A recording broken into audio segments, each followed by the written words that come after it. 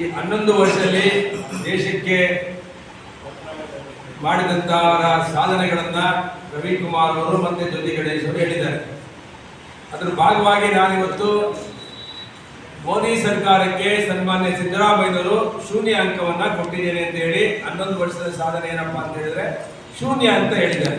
ನಾನು ಸನ್ಮಾನ್ಯ ಮುಖ್ಯಮಂತ್ರಿಗಳಿಗೆ ಕರ್ನಾಟಕ ರಾಜ್ಯದ ಜನತೆಗೆ ಹೇಳೋದಕ್ಕೆ ಇಷ್ಟಪಡ್ತೇನೆ. ಸನ್ಮಾನ್ಯ ನರೇಂದ್ರ ಮೋದಿ ಅವರು ಈ ದೇಶದ ಪ್ರಧಾನಮಂತ್ರಿ ಆದಂತಹ ಸಂದರ್ಭದಲ್ಲಿ 11 ವರ್ಷಗಳಲ್ಲಿ ಅವರ ಸಾಧನೆಗಳನ್ನ ದೇಶದ ಆರ್ಥಿಕತೆ 2014ರಲ್ಲಿ 10ನೇ ಸ್ಥಾನದಲ್ಲಿ ಇದ್ದಂತ ನಮ್ಮ ದೇಶ ಇವತ್ತು 2025ರಲ್ಲಿ 4ನೇ ಸ್ಥಾನಕ್ಕೆ ಬಂದಿದೆ. ಸಿದ್ದರಾಮಯ್ಯನವರೇ, ವಿಶ್ವದಲ್ಲೇ 4ನೇ ಸ್ಥಾನದಲ್ಲಿ ನಾವು ಇದ್ದೇವೆ.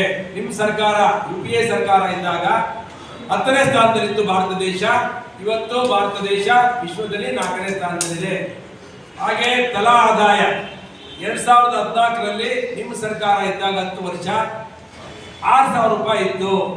2025ರಲ್ಲಿ ಮಂಚದ ತಲಾ ಆದಾಯ 20,000 ರೂಪಾಯಿ ಇದೆ. ಸಿದ್ದರಾಮಯ್ಯನವರೇ, ಪರ್ ಕ್ಯಾಪಿಟಲ್ ಇನ್ಕಮ್, ಗ್ಯಾಸ್ ಬೆಲೆ ನೀವು ಯಾವಾಗ ಸಿಲಿಂಡರ್ ಇಟ್ಕೊಂಡು ಓಡಾಡ್ತಿದ್ದಾರೆ ಕಾಂಗ್ರೆಸ್ನವರು.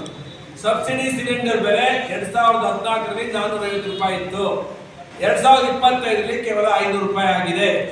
ನಾನ್ ಸಬ್ಸಿಡಿ ಸಿಲಿಂಡರ್ 2014ರಲ್ಲಿ 1250 ರೂಪಾಯಿ ಇತ್ತು. ಇವತ್ತು 2025ರಲ್ಲಿ 850 ರೂಪಾಯಿ ಇದೆ. ಪೆಟ್ರೋಲ್ ಬೆಲೆ 2014ರಿಂದ 14ರಲ್ಲಿ 42 ರೂಪಾಯಿನ ಹೆಚ್ಚಳ ಮಾಡಿದ್ವಿ ನೀವು. ನಾವು 2014ರಿಂದ 25 ನಾವು ಹೆಚ್ಚಳ ಮಾಡಿದ್ದು ಕೇವಲ 24 ರೂಪಾಯಿ. ಹಾಗೆ ಉಗ್ರಗಾಮಿ ದಾಳಿಗಳು 2014ರಲ್ಲಿ 9,749 ಉಗ್ರಗಾಮಿಗಳ ದಾಳಿಗಳು ದೇಶದಲ್ಲಾಗಿದ್ದು.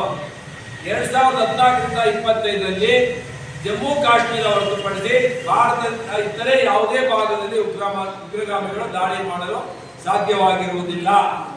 ಅದೇ ರೀತಿ ಮೆಡಿಕಲ್ ಕಾಲೇಜ್ಗಳು ನಿಮ್ಮ ಕಾಲದಲ್ಲಿ 2014ರಲ್ಲಿ ಟೋಟಲ್ ಮೆಡಿಕಲ್ ಕಾಲೇಜ್ಗಳು ದೇಶದಲ್ಲಿ ಎಷ್ಟಿತ್ತಪ್ಪ ಅಂದ್ರೆ 387. 2025ರಲ್ಲಿ ದೇಶದಲ್ಲಿ ಮೆಡಿಕಲ್ ಕಾಲೇಜ್ಗಳು ಎಷ್ಟಿದೆಯಪ್ಪ ಅಂತ ಹೇಳಿದ್ರೆ 704 ಮೆಡಿಕಲ್ ಕಾಲೇಜ್ಗಳನ್ನ ಕೇವಲ 11 ವರ್ಷದಲ್ಲಿ ನಾವು ಸುಮಾರು ಡಬಲ್ ಮೆಡಿಕಲ್ ಕಾಲೇಜ್ಗಳು ದೇಶದಲ್ಲಿ ಪ್ರಾರಂಭ ಮಾಡಿದ್ದೇವೆ.